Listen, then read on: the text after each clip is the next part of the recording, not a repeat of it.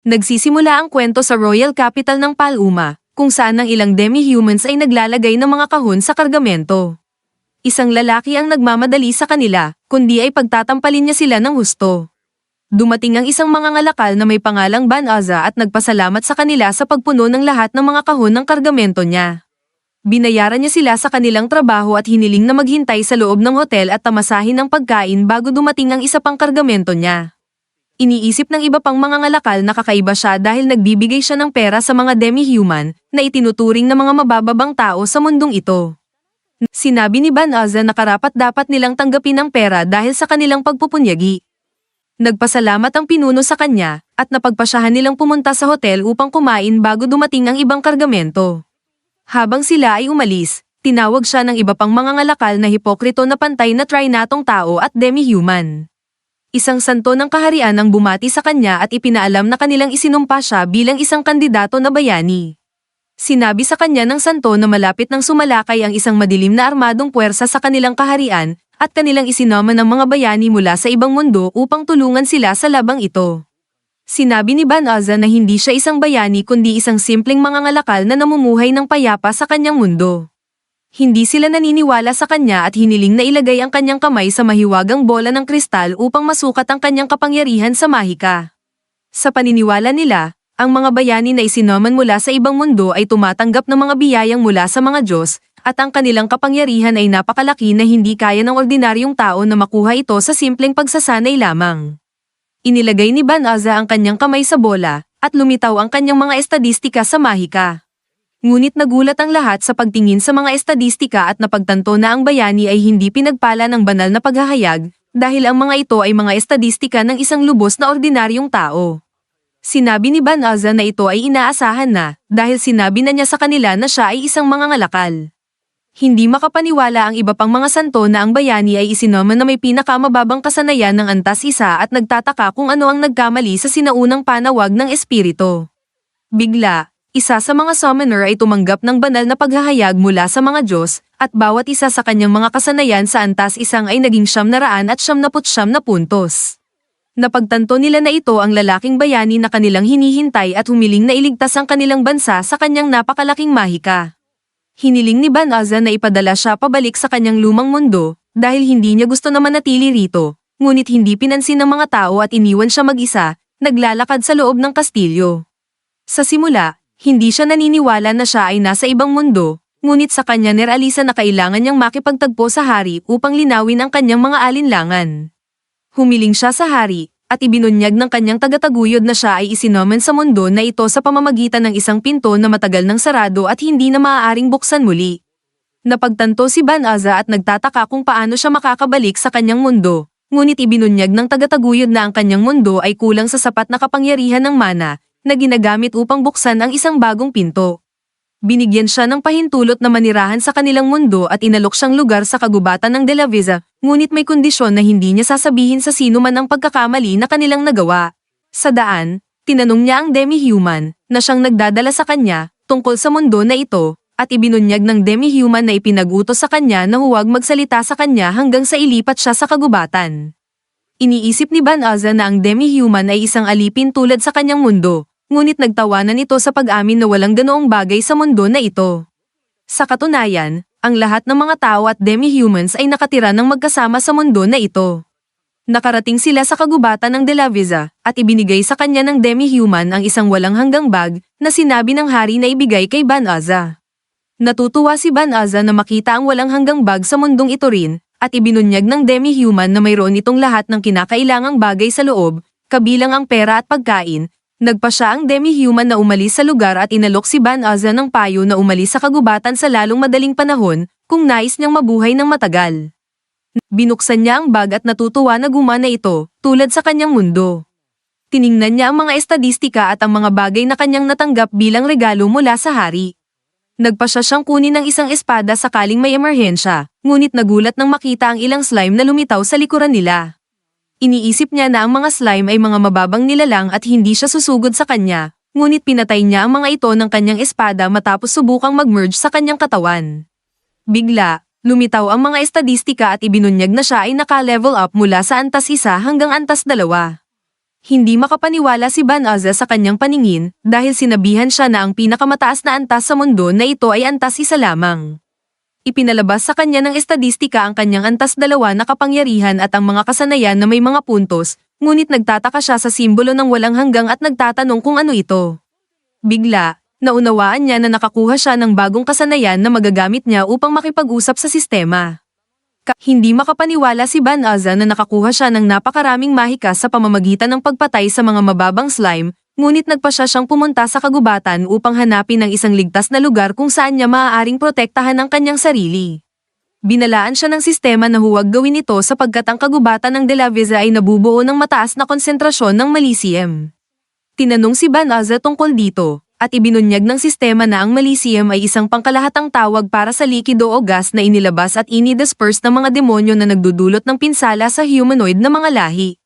Gayunpaman, sinabi ng sistema na maaari nitong linisin ito para sa kanya kung gusto niya. Ginawa ito ng sistema at nilinis ang kagubatan sa pamamagitan ng isang napakalaking bilog ng mahika. Hindi makapaniwala si Banaza kung gaano kalakas ang mahika, ngunit nagulat siya nang sabihin ng sistema na siya ay naka-level up. Samantala, sa loob ng Royal Palace, galit ang unang prinsesa sa hari dahil hindi nito maayos na trinato ang isinumpong kandidato na bayani, at iniisip na kung hindi nila alagaan siya ay mapapatay sa kamay ng madilim na armadong puwersa. Hindi iniintindi ng hari si Banaza at sinabi na siya ay isang basurang hindi nagtagumpay na maging kanilang bayani. Bigla, dumating ang isa sa mga santo at ibinunyag na natagpuan nila ang ebidensya na ang pinakamataas na banal na mahika ng lahat, ang purification, ay kamakailan lamang ginamit. Sa simula, naniniwala ang hari na ang bayaning may ginto na buhok ang siyang gumamit ng spell, ngunit nagulat siya pagkatapos na ibunyag ng santo na ito ay ginamit sa kagubatan ng De La Visa sa Hilaga. Sa kagubatan, tiningnan ni Banaza ang kanyang mga estadistika at hindi makapaniwala na siya ay naka-level up nang hindi pinapatay ang anumang mga halimaw. Iniisip niya na maaari siyang mag-level up sa pamamagitan ng mahika sa mundong ito at hiniling sa sistema na ipakita ang kanyang natitirang mahika. Ginawa ito ng sistema, at hindi makapaniwala si Banaza na ang kanyang lahat ng mahika ay lubos na naibalik. Pinayuhan siya ng sistema ng isang mahikang pang-shapeshift, inaakala na ito ay magiging kapaki-pakinabang para sa kanya. Sumang-ayon si Banaza, at binalik siya ng sistema sa isang magandang babae. Tiningnan ni Banaza ang sukat at iniisip na magdudulot ito ng maraming problema sa kanya. Pagkatapos ay binago siya ng sistema sa isang lalaki na sa palagay niya ay mahusay at inaakala na walang makakakilala sa kanya rito. Inabisuhan din siya ng sistema na maaari niyang gamitin ang mahikang pang-teleportasyon, at hiniling niya itong gawin ito sa pamamagitan ng pag-teleport niya pabalik sa kaharian. Ginawa ito ng sistema, at natutuwa si Banaza na mayroon siyang ganitong kahangahangang mahika rin, ngunit nalungkot pagkatapos na maunawaan na hindi siya nito kayang i-teleport pabalik sa kanyang sariling mundo. Dahil dito, nagpa siyang pumunta sa guild ng mga adventurer upang magparehistro bilang isang adventurer at kumita ng pera sa pamamagitan ng pagtupad sa ibinigay na mga misyon. Pumasok siya sa guild, at ipinaalam sa kanya ng babae ng guild ang mga alituntunin sa pagpaparehistro. Itinanong sa kanya ng babae ang kanyang pangalan, at itinago niya ang kanyang pagkakakilanlan sa pamamagitan ng pagsasabi na ang kanyang pangalan ay Fleo. Ibinigay sa kanya ng babae ang isang badge at sinabihan siya na panatilihin ito sa kanyang sarili, dahil ito ay ginagamit upang matukoy ang ranggo ng isang adventurer. Ginawa ito ni Fleo at pumunta sa board upang hanapin ang isang misyon ng kanyang ranggo, ngunit nagulat pagkatapos na makita ang isang batang babae na humihiling sa iba na samahan siya sa kagubatan ng De La Visa. Handa ang batang babae na magbayad para sa misyon na ito at ibinunyag na ang kanyang pamilya ay naninirahan doon. Ngunit walang isa sa mga adventurer ang handang tanggapin ang gawain na ito dahil sa paniniwala nila na ang kagubatan ng De La Visa ay puno ng mga demonyo na hindi nila kayang talunin. Pinayagan ni Fleo ang kanyang alok at pumayag na dalhin siya roon. Hindi makapaniwala ang batang babae at akala niya ay nagsisinungaling siya, ngunit sinabi ni Fleo na may uuwi niya siya doon gamit ang kanyang mahikang pang-teleportasyon. Nagulat ang ibang mga adventurer sa pagpapahayag na ito at hindi makapaniwala na ang batang ito ay kayang gumamit ng isang alamat na spell. Dumating ang isang royal knight na si Belly Rosa, kasama ang kanyang mga kaibigan, at humiling kay Fleo na patunayan ang kanyang mga salita. Sinabi niya na ang mahikang pang-teleportasyon ay isang advanced na spell na maaari lamang gamitin ng mga mataas na antas na mga sorsero. Naniniwala ang kanyang mga kaibigan na siya ay isang masamang tao na mahilig sa mga babae, ngunit sinabi ni Fleo na hindi siya nagsisinungaling at hiniling sa kanila na lumabas, dahil hindi magiging mabuti para sa kanya na ipakita ang isang mahikang pang-teleportasyon sa harap ng lahat ng mga adventurer. Ginawa ito ng grupo, at kaagad na inilipat ni Fleo sila sa kagubatan ng Delavise gamit ang kanyang mahikang pang-teleportasyon. Nagulat ang mga babae dito at pinaniwala nila na siya ay isang sorsero ng pinakamataas na antas. Humingi ng paumanhin si Belly Roses sa kanya sa hindi pagsasampal sa kanyang mga salita at sa pagiging bastos sa kanya, ngunit nagulat pagkatapos na ibunyag ng batang babae na ang Maliseum sa kagubatan ay nawala. Bigla, habang nagpapaliwanag na si Fleo ang naglinis sa kagubatan na ito, ipinaalam ng sistema sa kanya na huwag ibahagi ang impormasyon sa mga demonyo. Inililibot ng lahat ng mga babae ang batang babae na may kanilang mga armas, at ibinunyag ni Belly Rosa na ang batang babae ay isang demonyo na gumagamit ng spell upang itago ang tunay niyang anyo. Nagsimulang atakihin siya ng mga ito, ngunit nagbalik ang batang babae sa kanyang anyo ng demonyo at ibinunyag na ang kanyang pangalan ay Fenrise, at siya ang batang kapatid ni Feng Errol ng Infernal Four. Hindi makapaniwala si Belly Rosa na sila ay nasa harap ng isang makapangyarihang demonyong Lupin, at napagtanto na sila ay hindi pantay-pantay sa kanya.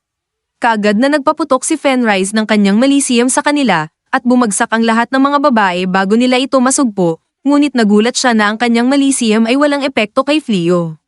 Nagalit siya at sinubukang kainin sila, ngunit iniligtas ni Fleo ang kanilang mga buhay sa pamamagitan ng pagpapadala sa kanila pabalik sa kaharian gamit ang mahikang pang-teleportasyon.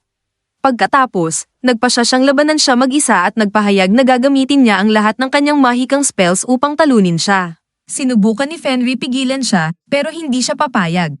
Lumabas siya ng isang spell na tinatawag na Meteoric Clip at nagpasabog sa kanyang sarili patungo sa langit. Kahit siya ay nagulat kung gaano kabilis ang galaw na iyon. Pagkatapos, kumuha siya ng isa pang abilidad upang ipagtanggol ang kanyang sarili.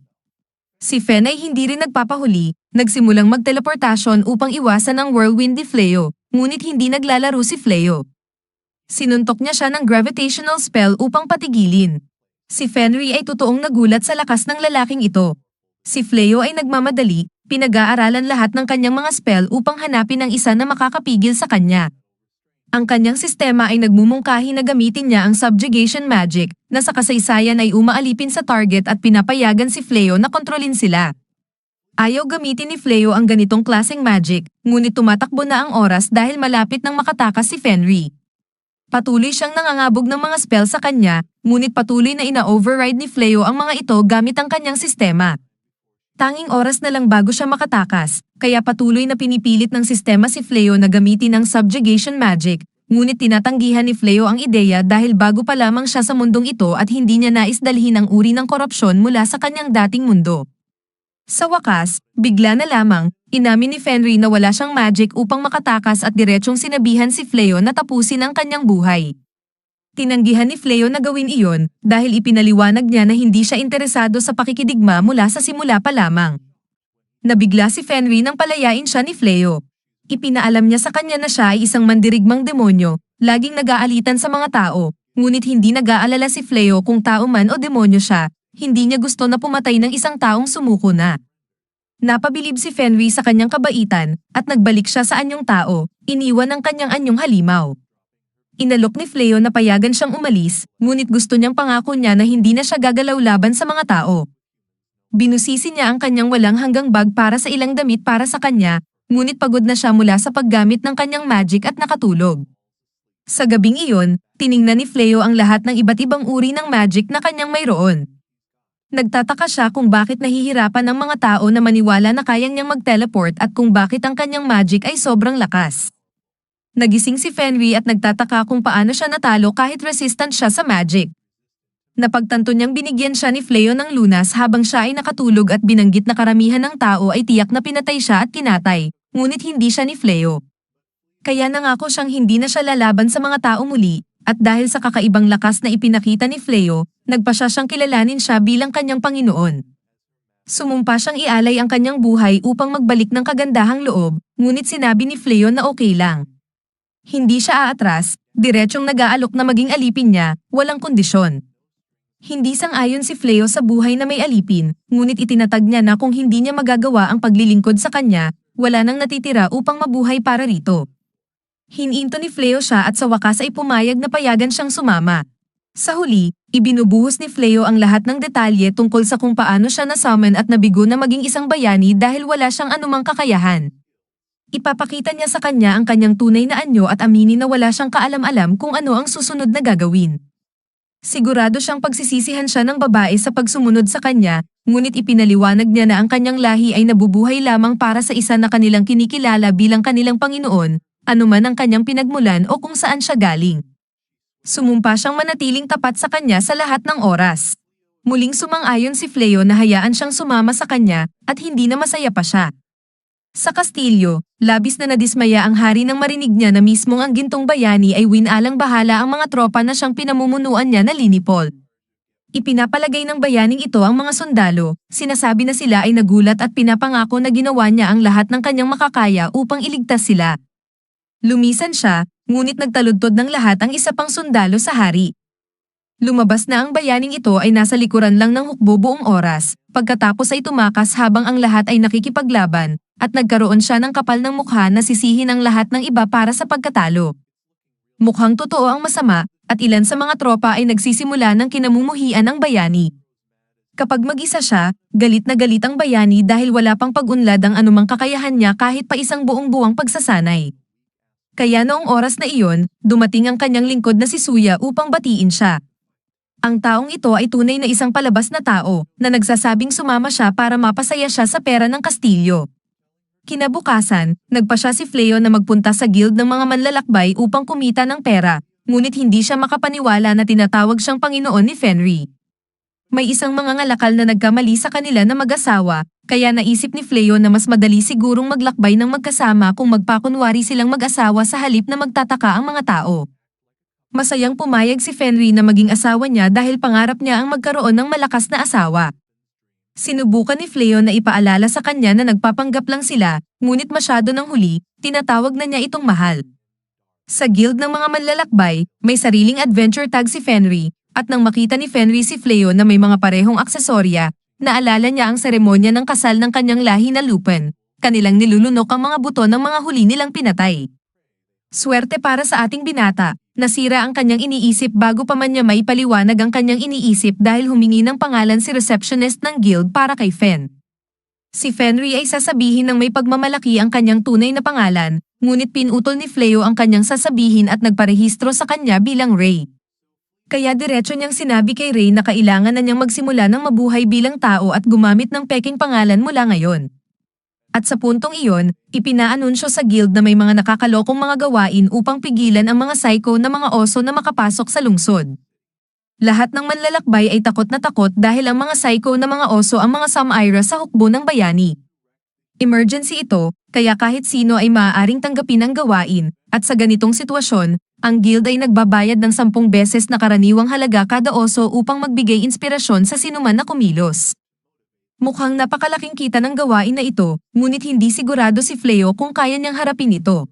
Pero si Ray, siya ay tiyak na kaya ni Fleo. Pinapaalala ni Fleo sa kanya na kahit ang tunay na bayani ay hindi na kayang talunin ang mga oso, ngunit biglang nag-isip ng plano si Ray, siya ang babawi sa mga psycho na oso at patunayan kung gaano kalakas si Fleo dahil siya ang nagtagumpay sa kanya. Pina-teleport ni Fleo sila sa gubat kung saan naglalaro ang mga oso, at may isang bakanting bahay doon na sinabi ng guild na maaari nilang gamitin bilang base. Tiwala na tiwala si Ray na kaya niyang harapin ang laban mag-isa, ngunit hindi siya papayag ang gawin ito ni Fleo. Dagdag pa, may ilang mga ensayo siyang gusto gawin kaya masaya lang si Ray na magkasama sila. Tama nga ang hinala niya, sapagkat may narinig silang mga sigaw at natagpuan ang parehong grupo ng mga kabalyero mula noon na napaliligiran ng mga psycho na mga oso. Naalala ni Ray sila at hindi niya pinapansin ang mga duwag na talunan. Ang malakas na babae ay nasa masamang kalagayan, ngunit patuloy pa rin siyang lumalaban, na nauuwi sa isang masama niyang kalagayan. Ngunit swerte para sa mga kabalyero, natalo ang mga psycho na mga oso sa isang atake. Mayroon pang isang matatag na oso, ngunit sinampal lang ito ni Ray. Ideya ni Fleo na iligtas ang mga kabalyero, kaya iniisip ni Ray na masyadong mabait siya. Lubos ang pasasalamat ng mga kabalyero at ipinaliwanag nila na nag-alala sila sa nangyari kay Fleo. Si Fleo ay takot na malaman nila ang tunay na pagkakakilanlan ni Ray, kaya't itinuturing niya lamang ito bilang kanyang kasamang biyahe. Nais ni Ray na ituring siyang asawa ni Fleo, ngunit na-interrupt sila ng isa pang psycho na oso. Diretso itong pumunta kay Ray, ngunit pinatigil niya ito sa isang nakakatakot na tingin. Itinuturing ni Ray na hindi niya alam ang nangyari at tumango ang oso na nagpapakita sa kanila na sumuko na ito. Nagpasya silang alagaan ito, ngunit sobrang nagulat ang mga kabalyero dahil sinira ng mga psycho na mga oso ang hukbo ng bayani. Sinabi ni Ray na mas magandang dahilan ito para alagaan nila ito bilang alagaan nila, ngunit iniisip ni Fleo kung paano ito maiiwasan na makasakit ng iba. Nilagyan niya ito ng leeg na may tali upang mapigilan ito at gumamit ng shapeshift upang mas maging katulad ng ibang hayop. Sinubukan nilang mag-isip ng pangalan para dito, ngunit hindi makapaniwala ang mga kabalyero kung paano nila ng pag-alang na pahinuhuli ang gayong mapanganib na hayop. Sa huli, nagpasalamat ang mga kabalyero kay Fleo sa pagligtas sa kanila at ipinakilala ang kanilang mga sarili. Bukod kay Balrosa, mayroong Blossom ang matapang na mandirigma, Balano ang bruha, at si Belly ang dating manananggol na naging kabalyero. Ibinunyag nila na nais nilang turuan ni Fleo kung paano makipaglaban. Ang Golden Hero ay lubhang nagalit ng mabaigo ang kanyang hukbo sa kanya at sumumpa na hindi na siya magtataas ng iba pang puwersa laban sa madilim na isa. Sinabi niya na iaalalayan lamang niya ito kung makakahanap siya ng mga mapagkakatiwalaang tao na maglilingkod sa kanya, kaya't ang Golden Hero ay nagtatago sa kanyang silid hanggang dumating ang panahong iyon. At iniutos ng hari sa mga kabalyero na maglaan ng kanilang sarili sa pakikidigma hanggang sa kanilang matigil ang mga alagang hayop sa parehong antas ng mga psycho na oso. Ngunit ang apat na ito ay hindi man lang makatalo ng isang psycho na oso ng sabay-sabay, kaya kailangan nila ang tulong ni Fleo. Iniisip ni Fleo na wala siyang kaalam-alam tungkol sa kung paano gumagana ang mahika, kaya't walang paraan na may pagtuturo niya ito sa kanino man. Samantala, si Ray ay nagseselos dahil napapansin niyang sinusubukan ng mga babae na lumapit kay Fleo, kaya't nagpasya si Fleo na sabihin sa kanila na ang asawa niya si Ray at sinusubukan lamang nilang mamuhay ng tahimik at mapayapa. Ang mga kabalyero ay umatras at naintindihan ang sitwasyon, ngunit ipinapayo ni Ray na tulungan sila ni Fleo. Pinapansin niya na bilang asawa ni Fleo, mas alam niya kaysa sa iba na siya ay isang mabait na tao na hindi iiwan ang sinumang nangangailangan ng tulong. Alam ni Fleo na hindi niya kayang turuan ang hindi niya alam, ngunit nakikita niya kung gaano kahalaga ang tulong na kailangan nila. Inamin niya na baka hindi siya ang pinakamahusay na guro, ngunit sumasang-ayon siyang turuan sila. Ang mga babae ay sobrang saya, ngunit may isa pang hiling sila, kailangan nila ng lugar na matutulugan, at handa silang magbayad ng upa para sa isang sulok ng living room. Ipinagpapasalamat ni Ray ang ideya dahil maraming kwarto, at pwede silang mag-share ni Fleo ng kama dahil sila ay kasal. Samantala, umabot sa Dark One ang balita na ang taong pumatay sa mga demonyo at nilinis ang mga thieves ng kagubatan ay hindi galing sa kaharian ng Clyro, ito ay isang nag-iisang tao lamang. Labis na nagulat ang Dark One sa balitang mayroong isang tao na may sapat na mahika upang agad na pumatay sa mga demonyo. Tinapos na niya ang kanyang desisyon at sinabi sa kanyang nasasakupan na hanapin at hulihin ang taong iyon sa lahat ng gastos.